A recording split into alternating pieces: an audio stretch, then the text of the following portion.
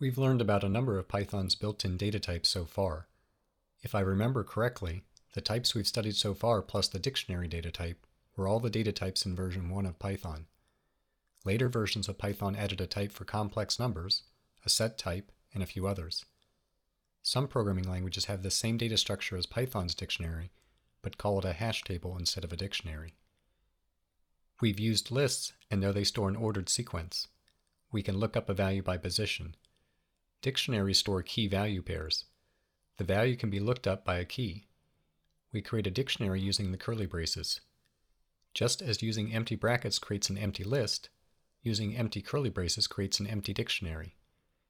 You can create a dictionary with initial items by using the curly braces and placing a colon between the key and the value. Multiple key-value pairs are separated by commas. If you add a value using an existing key, the old value for that key is overwritten. In this example, we initially mapped the key Ohio to Chillicothe, and then reinserted the key Ohio with the new value Columbus, so the Chillicothe value is overwritten. You can add new key-value pairs to an existing dictionary also, as we did here with New York and Albany. We can look up the value for an existing key. This is a very fast operation with dictionaries. When we look up the value for Ohio, this prints Columbus.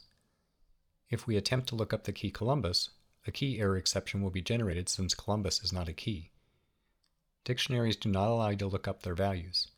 You can only look up by the key and get the value for that key.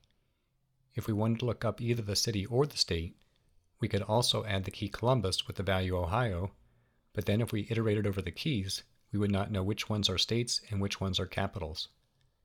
As you should expect, if we look up any key that is not in the dictionary, we will get a key error exception. If you need to check if a value is in a dictionary, you can use the in keyword, just as you can use the in keyword to check if a value is in a list.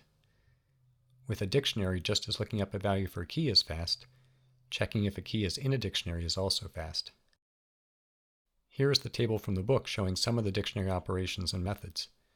We just discussed the in keyword returns true or false, indicating if an item is a key in the dictionary. We can get a sequence of all the keys using the keys method. The order of the keys in the sequence is not known. If you do not change the dictionary and ask for the keys again, you will get the same order. However, if you insert or delete a key from the dictionary and ask for the keys again, this order may be completely different. There is also a values method that returns a sequence of all the values. This order is also undetermined, but the items would have the same order as their corresponding keys if you called the keys method and the items method without making any changes to the dictionary. If you want both the keys and the values, the dictionary has an items method that returns a sequence of tuples where the first item in each tuple is the key, and the second item in the tuple is the value for that key. Again, the order of the sequence that the items method returns may vary as you insert and delete items from the dictionary.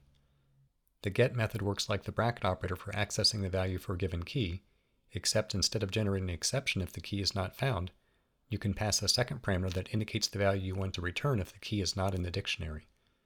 We will see an example of this using PyCharm in the next video.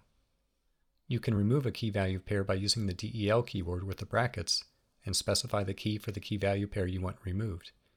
You do not need to specify the value to which the key maps when removing a key.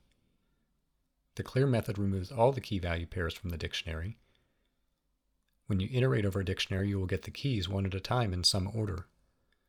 As should be clear, since we can add and remove keys from the dictionary is a mutable type.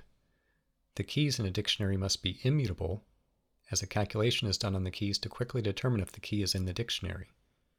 In practice, that means keys must be numbers, strings, or tuples of numbers and strings.